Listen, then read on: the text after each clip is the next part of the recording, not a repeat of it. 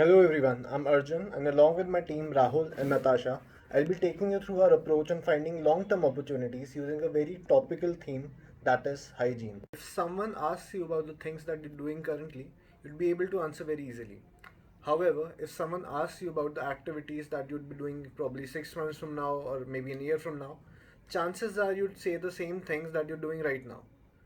This is probably because you've not given it due consideration. Hence, we use the behavior change framework to force the consumers into thinking about the future to accurately identify the behaviors which will sustain versus behaviors which will not. The COVID 19 pandemic has created a lot of anxiety among people across age groups, across social classes, and across countries. This has also led to some fundamental behavior changes, more so in the hygiene space than others. While the mass adopted behavior changes are likely to provide short term opportunities, it is very critical to identify the sustainability of these behavior changes. This is because sustainable behavior changes will actually result in long term opportunities. Short term only and long term opportunities are inherently different. While the former demands prioritization to make the most out of the current trends, the latter requires more care for sustainable growth.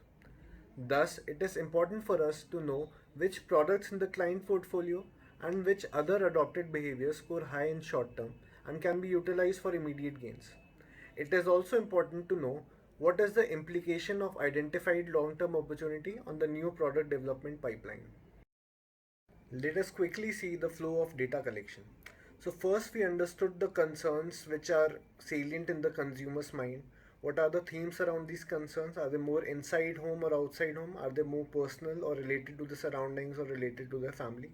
Then we ask them what are the behavior changes they have undertaken to tackle these concerns, if they're doing a particular behavior or not, and if they are, have they been doing it with the same frequency or have they increased or decreased their frequency from pre-COVID times. Then we ask them which behaviors are more important than others. That is, if they could only choose five of these behavior changes, which five would they choose? And then we ask some other questions around these behavior changes related to the level of convenience, the assurance that they feel, the satisfaction that they feel from doing that particular behavior. Subsequently, we were able to identify the short term opportunities. So there were four dimensions in short term opportunities. A behavior was said to score high in short term if it was mass adopted, that is being currently done by a lot of consumers. If it was scoring high on essentialness, that is if the consumers could only do five behaviors, they would choose this particular behavior. The short term opportunity was also high if the consumers were feeling secured after doing this particular behavior. Besides these two, the current level of dissatisfaction and the level of inconvenience were two other dimensions of short term opportunity. So, if they're feeling dissatisfied or if their current solutions are inconvenient to do, there is a more likely adoption of newer, better innovations. That is, there's a bigger canvas for new innovations in terms of targeting these inconveniences. The key challenge, however, was to identify which of these behavior changes are likely to sustain into the future. Here, we use our behavior change framework with the following five dimensions. Motivation, that is, the consumer will be motivated enough to continue doing this behavior into the future. They'll be able to do it both in terms of financials and also in terms of ease of doing. Process, that is, the products and solutions that they're using right now won't change in the future. Physical context, that is the environmental context as well as the infrastructural setup is there to enable them continuing doing the behavior, and also the social context, that is their friends, family, and peers will also continue doing this behavior into the future. We calculated the scores of each behavior on these matrices, that is, current involvement, perceived security, dissatisfaction, and inconvenience for short term opportunities, motivation, ability, process, physical, and social context for long term opportunities. We calculated the score for each behavior versus the average and thus divided each behavior into quintiles. Thus, short term and long term index were calculated based as a composite of these scores. So finally, arriving at the findings, we can see that current involvement, that is, mass adoption of a particular behavior, and security perception were two major factors which were driving short term opportunity. Also, motivation, ability, process, physical, and social context were interplaying to derive which opportunities were also sustaining into the future versus those which were not. Further understanding the framework using a hypothetical behavior change as an example. The example that we'll be taking is using your personal vehicle for commuting to work instead of using public transport. So if we assume this behavior to be behavior 3, we can see that using personal vehicles to commute to work is seeing a short term rise. However, it is expected to drop off once the COVID crisis subsides.